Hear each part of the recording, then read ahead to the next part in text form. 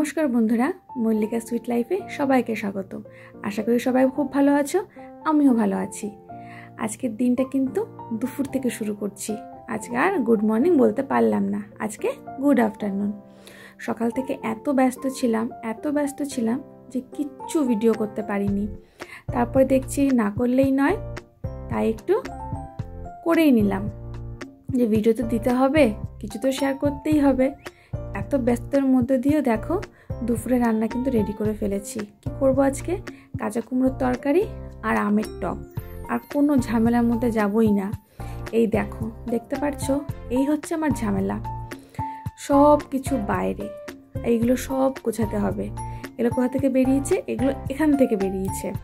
ফ্রিজটা আজকে পুরোপুরি পরিষ্কার পরিচ্ছন্ন করে গোছাবো, এই জন্য আজকে এত ব্যস্ততা। রান্না তো এদিকে হচ্ছেই, ভাত হয়ে গেছে, আমের টকটা হয়ে গেছে, এখন তরকারিটা করলেই হয়ে যায়। মাছটা ভেজে নিচ্ছি, মাছটা ভাজা হয়ে গেলে পরে তরকারিটাও বসিয়ে দেবো। আর মনের মধ্যে শুধু টেনশন রয়েছে যে কখন যে কাজগুলো করব। চারিদিকটা অগোছালো হয়ে রয়েছে, কি করব বলো? এই দেখো, কথা বলতে বলতে রান্নাও রেডি। কি করেছি? সকালে করেছিলাম রুটি আর আলুর তরকারি, সেই আলুর তরকারি কিছুটা রয়েছে। আর এই যে আমের টক, ওদিকে ভাত হয়েছে। আর এই হচ্ছে কাঁচা কুমড়োর তরকারি চিংড়ি মাছ দিয়ে। তোমরা হয়তো ভাবতে পারো এরা এত চিংড়ি মাছ কেন খায়। কি হয়েছে বলো তো বন্ধুরা? কতদিন হয়েছে আমাদের বাড়ির কেউ মাছ খেতেই পারছে না, কোনো রকম মাছ। সেদিন ও শিঙি মাছ মাগুর মাছ এনেছিল, রান্না করে ফেলে দিতে হয়েছে, কেউ খেতে পারছে না।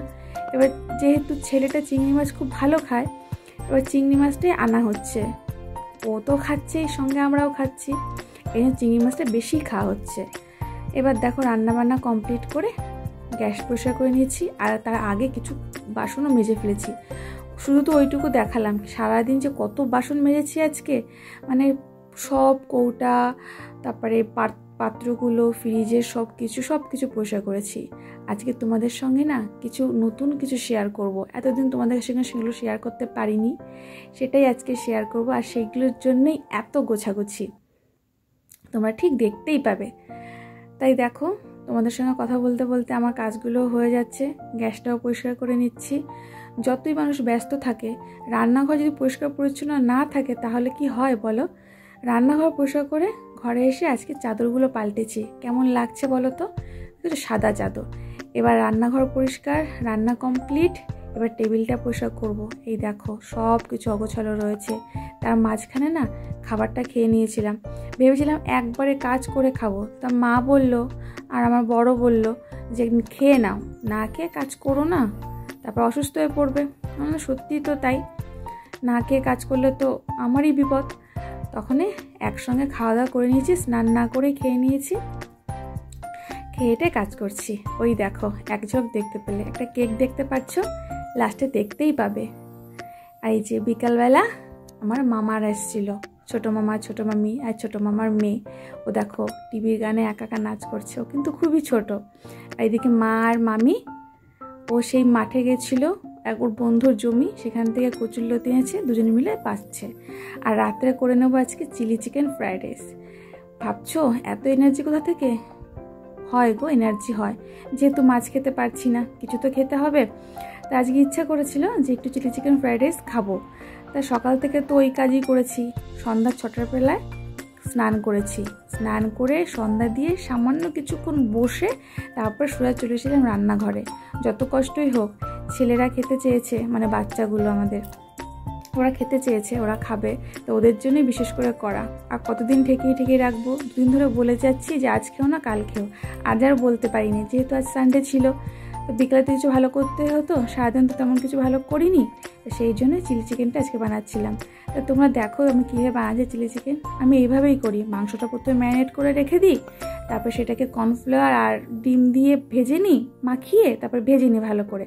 তারপরে এক এক করে মশলাগুলো দিয়ে ঠিক কষিয়ে সয়া সস, চিলি সস দিয়ে, টমেটো কেচাপ দিয়ে নাড়িয়ে চাড়িয়ে, মাংসটা দিয়ে নাড়িয়ে, ঝোল দিয়ে, কর্নফ্লাওয়ার জল দিয়ে নামিয়ে নিই। তোমরা দেখতেই পাবে আমি কীভাবে করছি। এই যে মশলা কষানো হয়ে গেছে, মাংসটা দিয়ে দিচ্ছি, মানে ভাজা মাংসটা দিয়ে ভালোভাবে নাড়িয়ে চাড়িয়ে তারপরে জল দিয়ে দেবো। এবার যখন ফুটবে তখন কর্নফ্লাওয়ার দিয়ে একটু গাঢ় গাঢ় করে নামিয়ে নিলেই আমার রেডি। তা বেশ ভালো হয়েছিল। আমার বাড়ির লোকজনগুলো মানে বলতে পারো যে আমার ছেলে, আমার হাজব্যান্ড, আমার মা, যেই হোক আমার হাতের রান্না এগুলো খেতে পছন্দ করে। আমি ওদেরকে বাইরের খাবার অতটা প্রেফার করি না, যেহেতু আমার ছেলে ছোট, ও এইসব খাবার খুবই পছন্দ করে। তা বাইরের খাবার কতদিন ভালো লাগে, তাই না? আর কতটাই বা সেটা পরিষ্কার পরিচ্ছন্ন হয়, আর কতটাই বা হেলদি হয়। এই জন্য আমি চেষ্টা করি সবসময় ঘরেই তৈরি করার। এই দেখো আমার চিলি চিকেন রেডি। কালারটা ততটা ভালো আসেনি ক্যামেরার জন্য, জানো।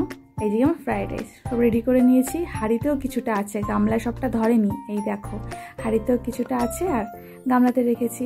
আর এই হচ্ছে আমার মামি, হাসছে। আমি ভিডিও করছি, হাসছে, বোনকে খাওয়াবে বলে ভাতটা মাখছে। আর এই দেখো এটা হচ্ছে আমার সেই গোপন অধ্যায়, যেটা তোমাদের সঙ্গে আজকে আমি শেয়ার করছি। রাতে সব খাওয়া দাওয়ার পরে সব কিছু গুছিয়ে ধুয়ে মুছে মামারা চলে গেছে, সবাই শুয়ে পড়েছে। আর এদিকে আমি কেক বানাচ্ছি। এটা আমার প্রফেশন বলতে পারো, ঘরে বসেই আমি এটা করি। বেশ বিগত 2 থেকে 3 বছর উপর হয়ে গেছে এটা আমি করছি। কোনোদিন ভিডিও করা হয়নি, মাঝে মধ্যে 2-1টা ভিডিও দিয়েছি, কিন্তু সেভাবে করা হয়নি। তা আজকের থেকে শুরু করলাম এই জিনিসটা তোমাদের সঙ্গে শেয়ার করার, যে আমি ঘরে বসে কেক বানাই।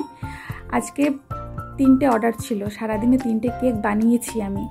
সবকটা কেকের ভিডিও করা হয়নি, এত ব্যস্ত ছিলাম করতে পারিনি। ঘর গুছিয়েছি, ফ্রিজ গুছিয়েছি, গোছানোর মধ্যে ভিডিও যে কখন করব সেটা মাথাতেই আসেনি। তাই এখন তো আর কোনো কাজ নেই, রান্নাবান্না হয়ে গেছে, খাওয়া হয়ে গেছে। তাই এখন ভাবছি কেকটা যখন বানাচ্ছি একটা ভিডিও করেই ফেলি, বন্ধুদের সঙ্গে শেয়ার করা হয়ে যাবে। আর তোমাদের যদি ভালো লাগে অবশ্যই আমাকে জানাবে। তাই দেখো তোমাদের সঙ্গে কথা বলছি আর ওইদিকে আমার কেকও বানানো হয়ে যাচ্ছে। এটা ছিল একটা বাটারস্কচ ফ্লেভার কেক। এটা কালকে একটা আমার ভাগ্নে বলো, বাই বলো, তার জন্মদিন, তার দিদি অর্ডার করেছে যে বাটারস্কচ ফ্লেভারে কেক নেবে, 1 পাউন্ডের কেক। তা আমি 1 পাউন্ডের কেকটা আমার 1 পাউন্ডের থেকে একটু বেশি হয়, করতে করতে তো বোঝা যায় না কতটা কি করব, তো বেশি হয়ে যায়। তো এই দেখো সুগার সিরাপ দিয়ে নিয়েছি। তো সুগার সিরাপ দিয়ে এই যে সসটা, এই সসটা কিন্তু ঘরে বানানো, এটা হচ্ছে বাটারস্কচ সস। এই সসটা দিয়ে তারপরে ক্রিমটা দিয়ে উপর বাটারস্কচ বল দিয়ে তারপরে এইভাবে লেয়ারগুলো করে নেব। আর তারপরে লাস্টে ক্রিম দিয়ে ফুলফিল করে নেব। আমার যারা কাস্টমার আছে, আমার কেকের কাস্টমার, তারা বেশিরভাগ কাস্টমার আমার উপরেই ছেড়ে দেয় যে দিদি তুমি ডিজাইনটা চুজ করে দাও। তা আজকের ডিজাইনটা বন্ধুরা একদম সিম্পল রেখেছি। একেতে এত রাত হয়ে গেছে, শরীর আর দিচ্ছে না, সকাল থেকে বলতে পারো দাঁড়িয়েই আছি। বসা তো দূরের থাক, শোয়া তো দূরের থাক, বসতেও ঠিক করে পারছি না। তা রাত্রেবেলা আর মনে হচ্ছে না যে নতুন কিছু ডিজাইন ট্রাই করি। তা একদম সিম্পলের মধ্যেই রেখেছি, যেটা আমি যখন খুব পরিস্থিতি আমার খারাপ থাকে, যখন কাস্টমারের কোনো ডিমান্ড থাকে না, আমি এই ডিজাইনটাই করে দিই। কিন্তু আমার কাস্টমাররা এত ভালো, যেমনই দিই ওরা বলে না দিদি ঠিক আছে। কারণ আমি কখনো কেকের টেস্ট বা ফ্লেভারের সঙ্গে খারাপ কিছু ছেড়খানি করি না। সবসময় তারা যেটুকু আমার কাছে ন্যায্য মূল্যে ঠিকঠাক তারা পেয়ে যায়। আর বলেও তারা যে না দিদি কেকের টেস্ট ভালো ছিল। এবার দেখো তারা বলে বলে তোমাদের কাছে সাহস করে আজকে বলছি, এটা কিন্তু আমি বলি না, তারাই বলে। এই দেখো আমার কেকের ফ্রস্টিং হয়ে গেছে, ঠিক এইভাবে করে নিয়েছি। আর উপর দিয়ে ইয়েলো কালারের রোজ দিয়ে দেবো।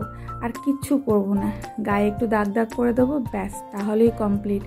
এগুলো করে রাত্রেবেলা আবার সব বাসন ধুয়ে পরিষ্কার করে, টেবিল পরিষ্কার করে, কেক ফ্রিজে রেখে কেকের বক্স রেডি করে তারপরে বসেছিলাম এডিট করতে। আর তোমরা তো জানো যারা ভিডিও করো, ব্লগ করো, এডিট করতে কত সময় লাগে। তারপরে তো একবারে হয় না, বারবার করি। প্রথম করছি, ভুল ভ্রান্তি তো হয়েই যায় বন্ধুরা, রাতও হয়ে যায়। কিন্তু দেখো কিছু করার নেই, শরীর যতই সঙ্গ দিক আর না দিক, আমাকে তো আমার কাজ করতেই হবে।